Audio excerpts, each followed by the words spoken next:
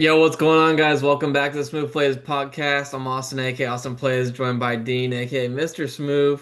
We just wrapped up our first of our two Monday night videos, which this game should be going on by the time this video comes out or wrapping up, and that's the game between the Bucks and the Lions.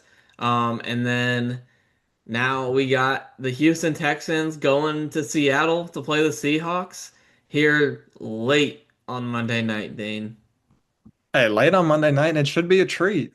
For all the night owls to get to stay up late and watch some football later than usual, it should be fun. And we got a good game. We got, like you said, Houston Texans in Seattle. CJ Stroud versus Sam Darnold. What are your key notes in this game for the Texans?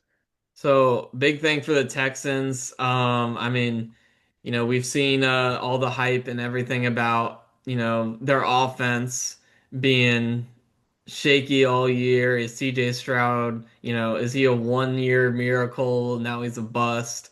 I don't know. I think there's a lot of question marks about Houston still in that offense, but the thing that we do know is that defense is legit, and D'Amico Ryans um, definitely has that side of the ball, under wraps. Yeah, I mean they're late in the NFL and they're only giving up 12 points per game. It's just crazy how they're only giving up 12 points per game and they're under 500. That's wild to me. But yeah, that defense is legit. It's one of the best units in the league. And I think that I'm just going to say that's one of my keys. They got to get pressure on Sam Darnold. Sam Darnold, in my opinion, is a great quarterback, but he's a different quarterback whenever you can consistently force him out of the pocket and just get pressure in his face. When he's sitting back there, he's kind of reminds me of like my college player comp to him is like Ty Simpson at Alabama. If he's sitting back there, Ty Simpson's picking you apart. Sam Darnold's picking you apart if you're giving him time, especially with that guy JSN because he's a top five receiver in the NFL, easy right now. Um, but that Houston defense has got to get pressure on Darnold, in my opinion. Yeah, well, they got guys that can do it. They got Daniil Hunter, and then they got the young Will Anderson, who they spent a really high draft pick on to go get. So they got guys that can get after Sam Donald for sure.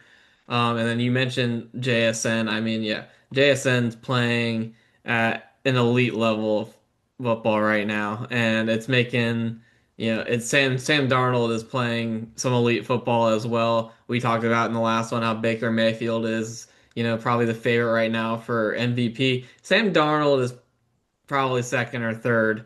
After we'll see after this game, but through the first 6 weeks, I'd say he's probably second or third with him or Patrick Mahomes. So, because Sam Darnold's playing good football. Um, I think a big thing though for Seattle is in their secondary. They've been banged up in the secondary for the last couple of weeks, and Devon Witherspoon, Julian Love are still listed as questionable. We don't know for sure if they're gonna play. I expect them to play, but we'll see. This is a spot for Seattle. I think you also don't want to fall to 4-3. You kind of want to take a step in that division because that NFC West is pretty strong, if I do say so myself, I think. I think you need to take advantage of every chance you can, and if you can take a hit, like go after and take the lead in that division, you gotta take, like, try to do that where you can. So I think this is a big spot for Seattle to try and get a win. And um, Seattle's a tough place to play, but the Bucks went in there and won. So I think how are you gonna handle that, Seattle? I mean, you're no, you're notoriously a tough place to play. You got the 12th man out there. Um, but the 12th man in prime time, it's a little different. It is a little different. And I don't know, that 12th man effect has not been great over the past under Mike McDonald. He's actually been better on the road than he has been at home. Um, you mentioned Witherspoon and Love being questionable. I think obviously the matchup of the game in terms of just one-on-one players is Stingley versus Smith and Jigba. That is a huge matchup that Houston has to win. And I want to talk about this Houston offense a little bit. I think with Witherspoon and Julian Love a little bit out or not, they're questionable. So we'll see what happens with them. But this Houston offense over the last 2 weeks has woken up a little bit. They have played Tennessee and they have played Baltimore, who we know are not good defenses, but they still look good on the field. And sometimes teams don't do that against bad defenses. So they went out there, played well, and Woody Marks is getting more involved. Nick Chubb had a good game. Nico Collins is always going to be Nico Collins, but I'm really looking for one of these guys on the Texans to step up. One of these rookies, either or it's Jaden Higgins, yeah, Jaden Yeah, Higgins Jade Higgins. or Jalen Noel, and then even Xavier Hutchinson. I mean, he's for some they I guess they like Iowa State. All three of them are from Iowa State. Um, but Hutchinson had 2 touchdowns last week, and I feel like someone has to take a step up in that receiver room just to help CJ Stroud out. Yeah, I agree to say they are missing Christian Kirk and then Tank Dell's still out. So um again, this Houston team. I can only, if they figure out that offensive line, I think this Houston team still has the talent to be, a pretty good offense. One thing I did like that you mentioned the matchup between Stingley and Njigba. I feel like for Seattle, I think you're gonna probably see a lot of Smith and Jigba working out of the slot, trying to um, get away from Stingley, if that makes any sense. Not necessarily like running from smoke, but you know, I think Smith and Jigba is one of the best like slot. He's been one of the best receivers in the NFL, but he's a guy that you can run into the slot and he's gonna be very effective out of the slot as well. So why not, try and get him in there in the slot and get him running against, not their number one corner. So I would like to see Smith and Jigba getting some action in the slot in this game. But yeah, you mentioned they played tennis. The Houston played Tennessee and they played Baltimore. Two get right games for your offense, as I like to call it.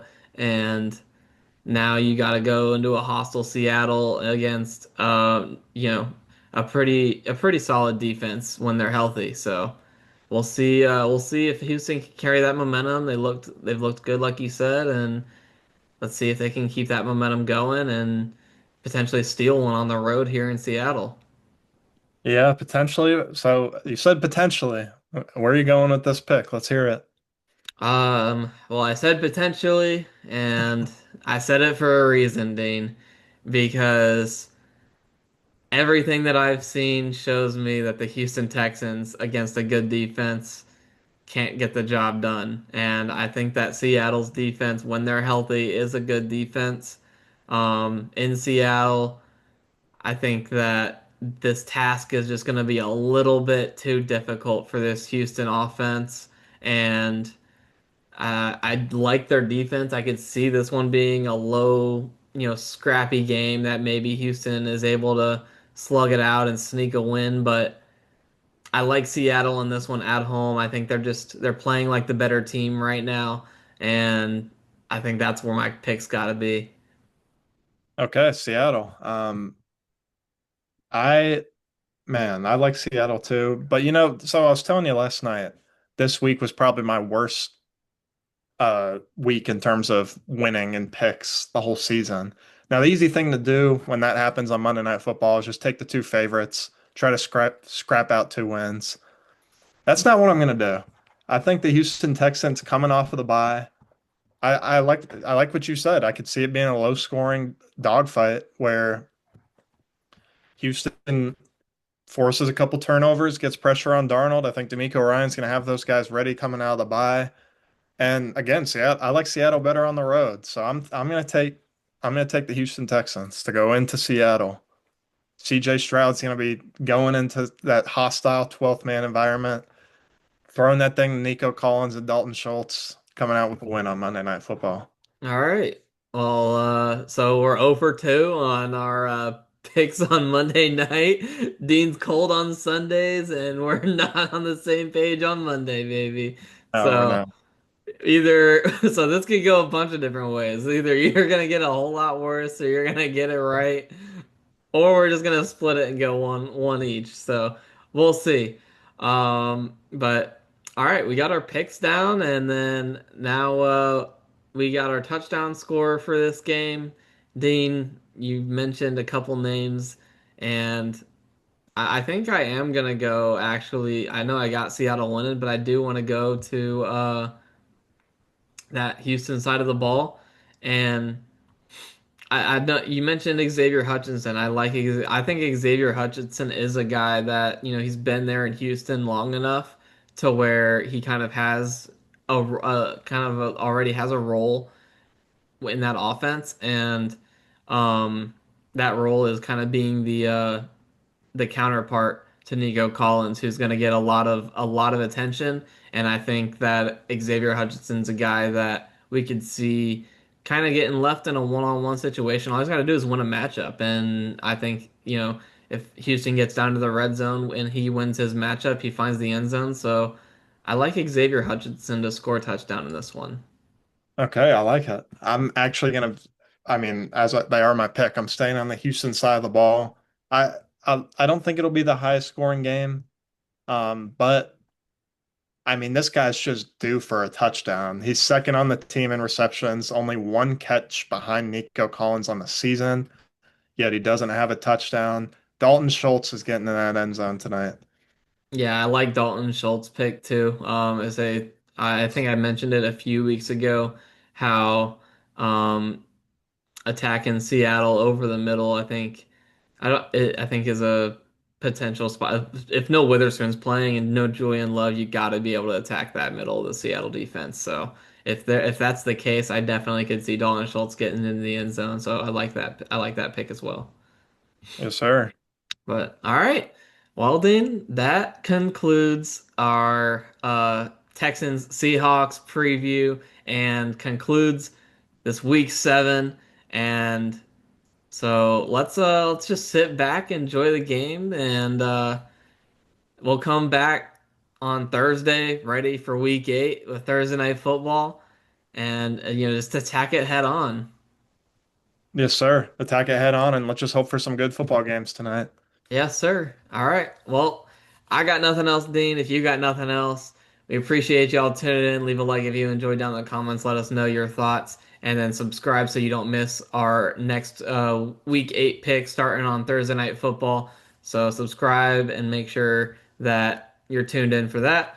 And I got nothing else, Dean. If you got nothing else, Got we'll nothing else. uh we'll see you on the next one. Peace. Peace.